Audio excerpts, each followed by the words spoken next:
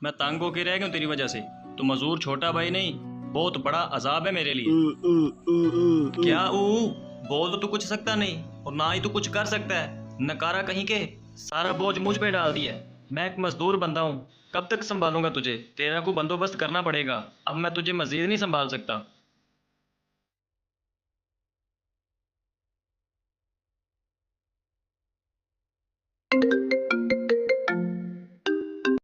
Hello. Sir जी, मैं सज्जाद बात कर रहा हूँ, आपको बाजार में मिला था। सजाद, हाँ बोलिए। वो आपने कहा था कि आप मजदूर लोगों को रखते हैं, इस सिलसिले में कॉल की थी। अच्छा अच्छा, वो सजाद, फिर क्या सोचा अपने मजदूर भाई का?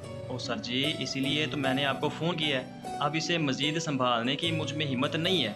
आप अपने ऑफिस का एड्रेस बताएं, मैं अभी इसे आगे छोड़ देता हूँ। ठीक है, तुम ऐसा करो, मराली चौक आ जाओ, वहीं पे हमारा दफ्तर है। जब तुम आओगे तो पता चल जाएगा। ठीक है सर, मैं अभी आता हूँ।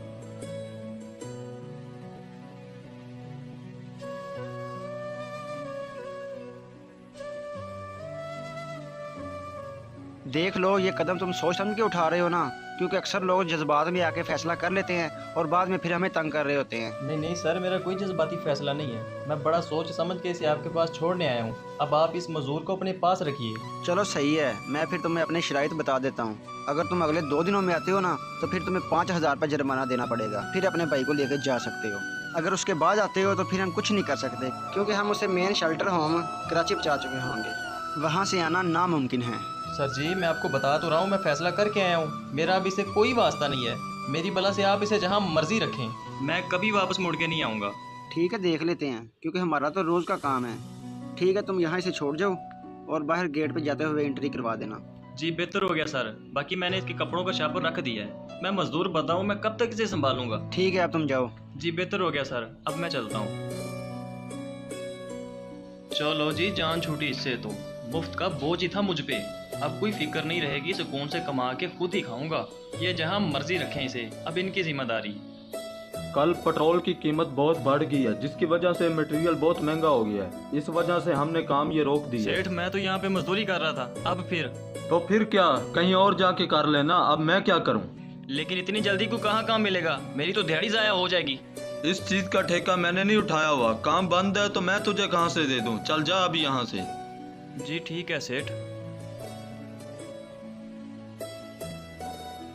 भाईजान, मुझे काम की बहुत ज़रूरत है, क्या मुझे काम मिल सकता है?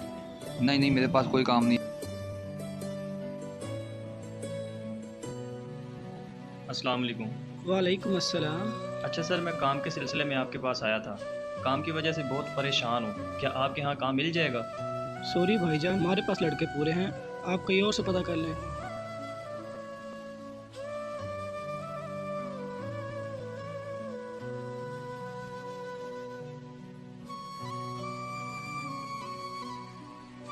कल की तरह आज भी कोई काम नहीं मिला, पता नहीं क्या हो गया है। और ना ही किसी के घर से कोई मदद आई है।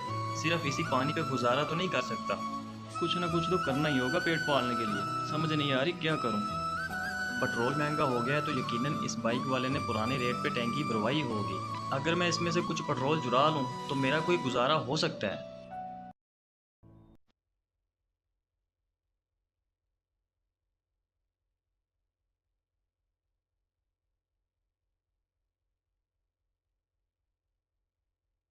और पेट्रोल चोर कहीं के, ये देख कैमरों में आया है, तुमने मेरी बाइक से पेट्रोल चोरी किया है। गलती होगी साहब, गलती होगी। साहब जी, आप छोड़ दें, ये मेरा जानने वाला है। जानने वाला है? ये चोर तेरा कैसे जानने वाला हो गया? नहीं भाई, ऐसा बंदा नहीं है, पता नहीं क्यों ऐसी गलती कर बैठा। आप जाएं, इससे मैं खुद बात कर लेता हूँ। देख ले, तेरी वजह से छोड़ रहा हूँ इसे, बाकी खुद देख लेना इसे।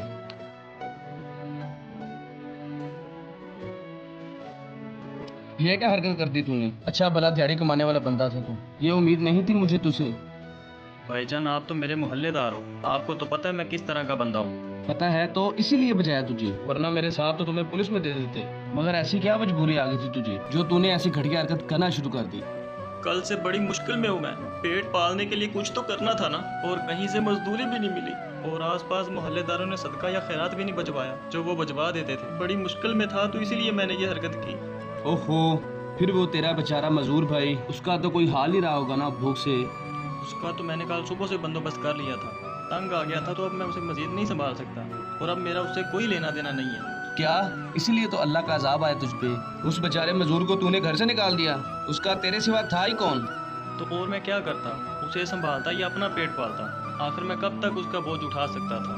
اس کے وسیلے سے اللہ نے تجھے کتنے رنگ لگائے تھے، گھر بیٹھے بٹھائے کھانا آ جاتا تھا، ہم سائے تک پوچھتے تو تجھے، اب دیکھ تیرا کیا حال ہو گیا۔ مجھے تو اس بات کا ڈر ہے کہ اللہ کا عذاب نہ آ جائے تجھ پہ۔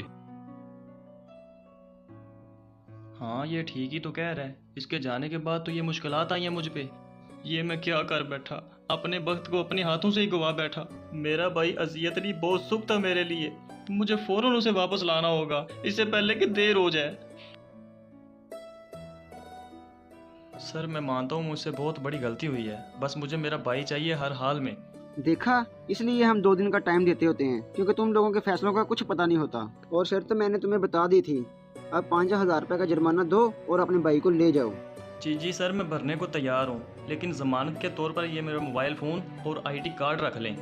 میں 3-4 دن میں آپ کو پیسے دے کے یہ اٹھا لوں گا، بس آپ پلیز مجھے میرا بھائی واپس دے دیں۔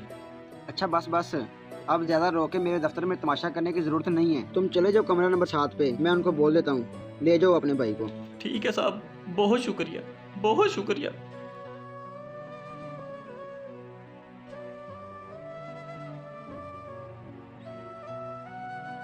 میں جانتا ہوں کہ میں نے تیرے ساتھ بہت ناانصافی کی ہے، تیرا میرے سوا تھا ہی کون جو میں تجھے غیروں کے آسر جا کے چھوڑ آیا۔ میرا بھائی تو وقت ہے میرے لیے، جب تک تو میرے پاس تھا تو مجھے بہت سکھ تھا، اور تو سوچ بھی نہیں سکتا جو مجھ پہ کل سے گزر رہی ہے، اور آئندہ کے بعد میں تجھے کبھی اپنے سے دور نہیں ہونے دوں گا، کبھی نہیں۔